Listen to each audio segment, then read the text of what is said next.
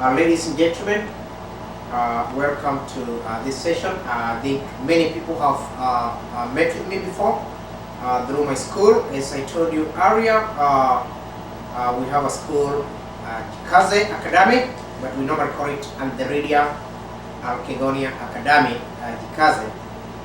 Many of us may have some children who they would want to bring over there, but right now we are in a crisis.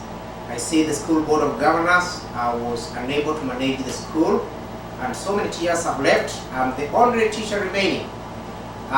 Here I'm in what used to be the principal's office, and that is where I've come to call the video conference in relationship to what has been going on in Kenya.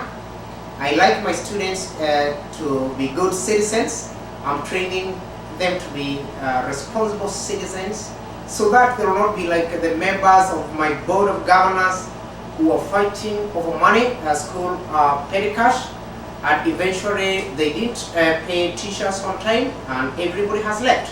Anyway, I have been a watermelon. Many people have read in the newspapers. You know, we have had a referendum going on in Kenya. People were trying to decide whether they want a new constitution or they don't want. Two symbols were given out. Those ones who wanted a new constitution were green, and those ones who did not want a new constitution were red. But there was a third group that was known popularly as a watermelon. Because many of my students do not know what a watermelon is and why some people would be called a watermelon, I had to look for a real watermelon, and I had to cut it into pieces so that they can see. A watermelon is green outside, but when you cut it, it's red inside. I believe we are all entitled to being red or green, and then because of moral issues, some people were confused whether they would be for red or for green. And from that point, may I read a small speech on behalf of the watermelons. Ladies and gentlemen, fellow Kenyans, good ones and the reformable ones. We don't say bad Kenyans. We don't have bad Kenyans. They are only reformable and rehabilitatable Kenyans. I am proud of each and every one of you for the way we conducted ourselves during elections. Elections here means the referendum. The yes got it, and the no's, I'm very proud of them, they conceded defeat. But there is one group that is remaining, and that is the watermelons. I have called this video conference because I also want to concede defeat on behalf of the watermelons. I have been an active member of the watermelons for the last 4 months. My grandmother too was a member of the watermelons, but unlike me, she is defecting to red as I defect to green. Many may have known my grandmother, but I am not assuming that Kenya is a village. So I will go ahead and describe her. She is physically big, wide diameter, and people therefore call her Waigumo, because they compare her with the greedy mugumo tree that grabs an inch of soil per every photosynthesis session. It's a greedy tree in the forests, probably characteristic of some of our honorable members of parliament.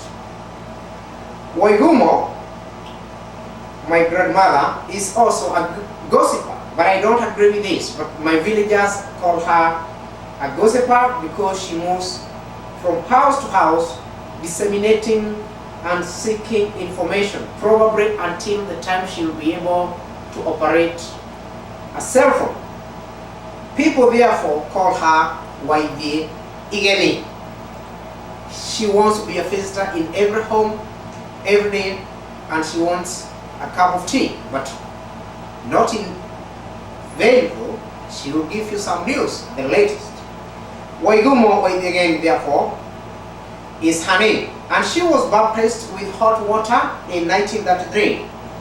She could not be baptized with cold water owing to her allergies and oversensitivity to cold. She has been loyal to her church, and of course, she has also been loyal to one politician who happened to be an economist, name withheld. We are not going to mention names here because we are still operating under the old constitution until the new one that becomes a law. I know that politician too is my favorable politician as well. In fact, if that politician was a church, then Waigumo would defect and seek salvation through him.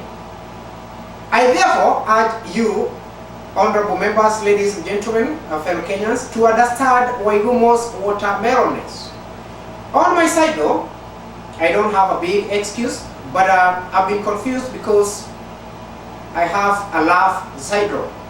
I love the church, I love Tinga Tinga, that is Agwambo.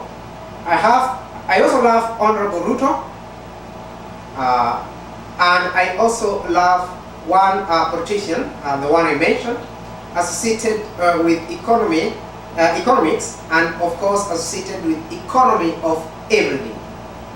Recently though, the politician, name withheld again, broke his tradition of being an economical with words. He spared no English or Kiswahili word, rallying everybody behind green. In fact, a metaphor can be told.